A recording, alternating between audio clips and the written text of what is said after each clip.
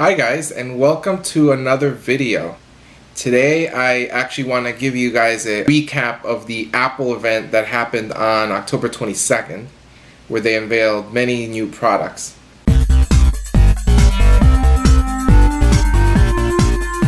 So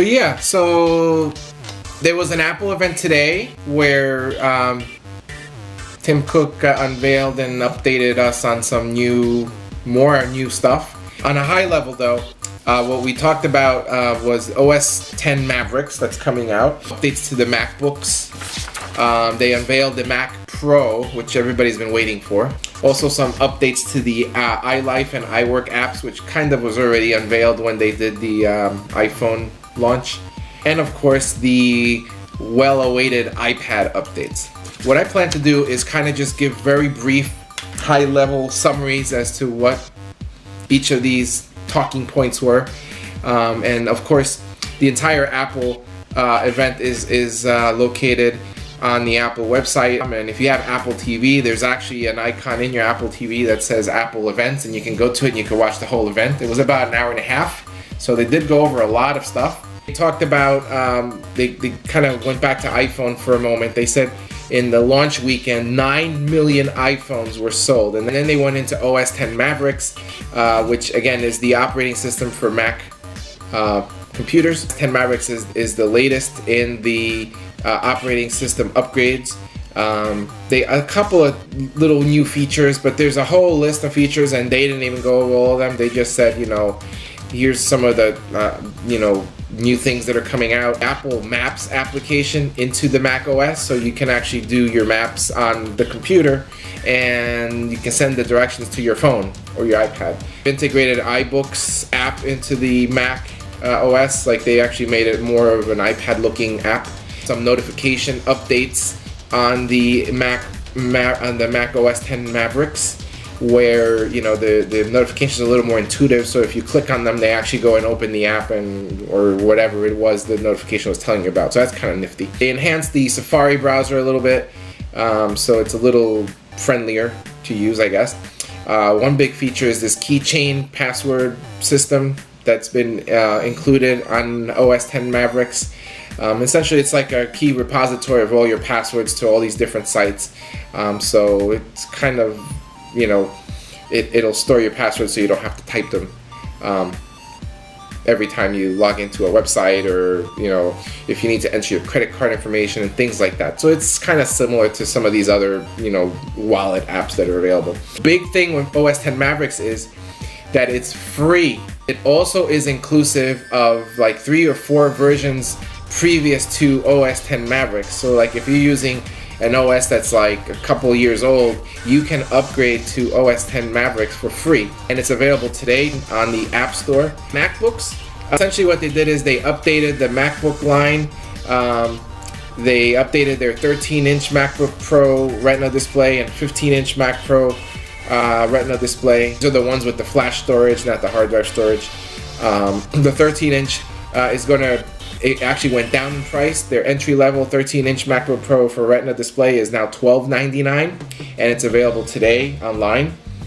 And the 15-inch MacBook Pro with Retina display is dropped from $21.99 to $19.99, and that is available today as well. The key features of these, I'll go into the 13-inch first, is that it's only almost a little less than 3.5 pounds heavy, so it's a little lighter, and it's thinner. It's only 71 millimeters thin. It has the new 4G Intel Core Haswell chip, so it's one of the leading Intel chips that are out there, with improved graphics. It's 90% faster. Big touting on the 13-inch model, 9 hours of battery life. 9 hours, can you imagine that? The new Wi-Fi on these MacBook Pro with Retina displays are the 802.11a and C band. So the C band is a new band that Apple came up with, and it's nice that they integrated it into these new computers, including this Thunderbolt 2 chip. And there's a lot of more little features, but those are the top level for the 13-inch. For the 15-inch, they're using the fourth generation Intel Crystal Val chip, so it's actually better than the Haswell chip. It's using something called Iris Pro graphics for their graphics chip. This has 8 hours of battery life because obviously it's a bigger computer, bigger screen, so it's going to last a little less, but 8 hours is still pretty good. It has a Thunder 2 bolt connectors, which is intended for storage, and again, $19.99 for that, so that's kind of nifty. It's a shame that this $19.99 model is only, I believe it's the 256 gigabyte flash storage, so it's really not a lot of memory. But the laptops are so thin, it's really revolutionary if you're able to get that. And then of course the MacBook Airs are still available, the 11-inch $999 and the 13-inch $1099 with some modest improvements to those notebooks as well, but they didn't really talk about those all that much. So if you want a MacBook, you can definitely afford one. Even if you get the entry-level MacBook Air for $999, that's a steal. Mac Pro was the biggest announcement, I think, out of the whole Apple event.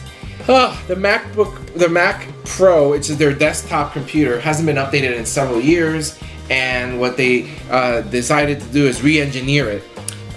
So it's like a cylindrical shape. I'll have a picture here somewhere, so I don't know if it'll be there or there or there or there, but it'll be somewhere, so you guys can see what it looks like. And it's not going to have any moving parts, which is interesting.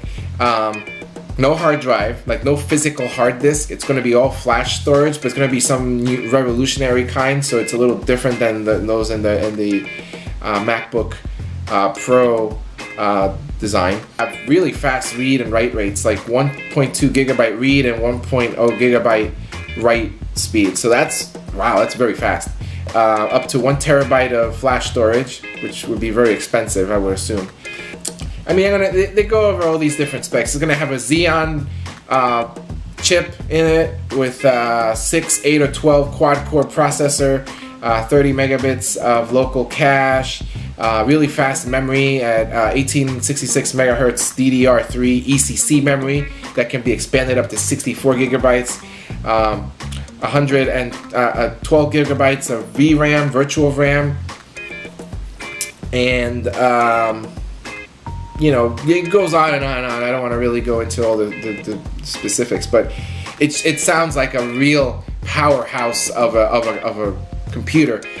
They alluded to like a demo with like some video editing and music editing professionals that are using it, and they're very impressed with how quickly it can process and edit videos and music and stuff. So it's something that a real professional would probably get. The price point of $2,999 as their entry-level model, it's definitely geared towards that. Although if you think about it, for such a powerhouse of a computer and a processor, it's really not that more expensive than a top-of-the-line Windows computer.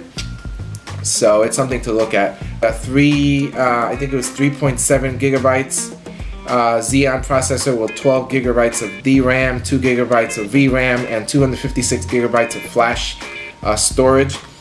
And the Mac Pros will start to be available in December.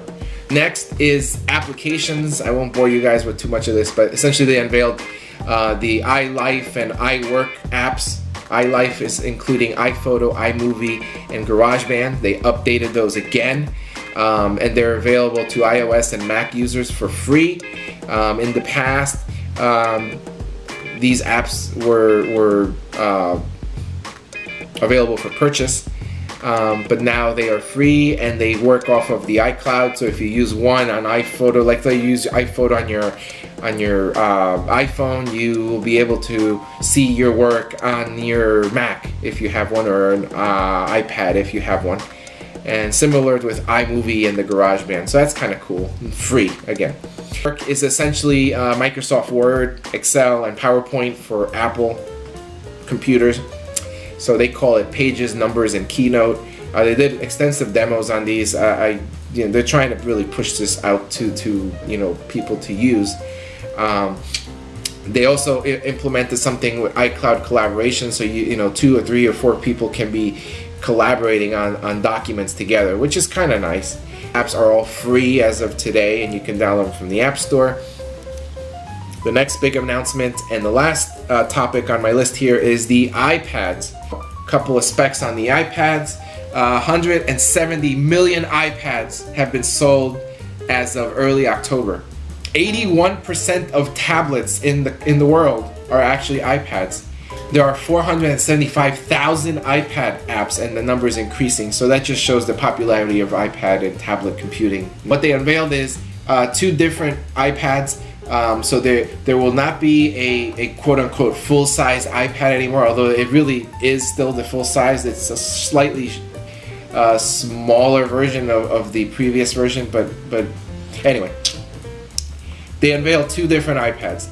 They unveiled what they call the iPad Air, which is replacing the iPad 4, or what they call the new iPad. And some key notes about this iPad is that it is thinner and lighter and more powerful. iPad Air.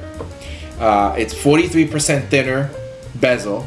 It's only 7.5 millimeters thick and 20% thinner than the previous iPad, the new iPad or iPad 4. It's only a pound. It weighs a pound. So if you take this thing and you put it in your hand, it's a pound. That's really light. It's using the A7 chip with the 64 gigabyte processing. So it's not on a 32 gig chip. It's a 64 gig chip. Also has the M7 coprocessor. It's really the same specs that the iPhone 5S has. And same with the expanded Wi-Fi coverage and expanded LTE coverage. And it's going to be available in silver white / space gray, black, whatever those colors, essentially white and black. And the starting price for this iPad is going to be the same as the previous iPad 4 or new iPad. $499 for the 16 gigabyte Wi-Fi and $629 for the LTE version. And this is all for the 16 gigabyte model. And show a chart here or there or somewhere, and then it'll show you all the different ones. But something I noticed while I was looking through before I started the presentation here is they now have a 128 gigabyte iPad available as well, which is interesting. These will be available November 1st, the iPad Air.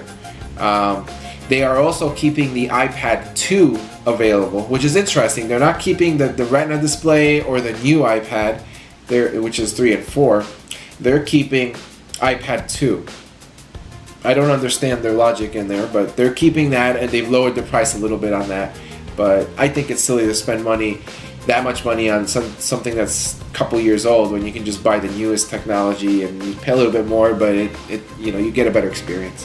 Second iPad announcement was the iPad Mini. So the iPad Mini got an overhaul. It is now called the iPad Mini with Retina display. So Retina display has come to the iPad Mini.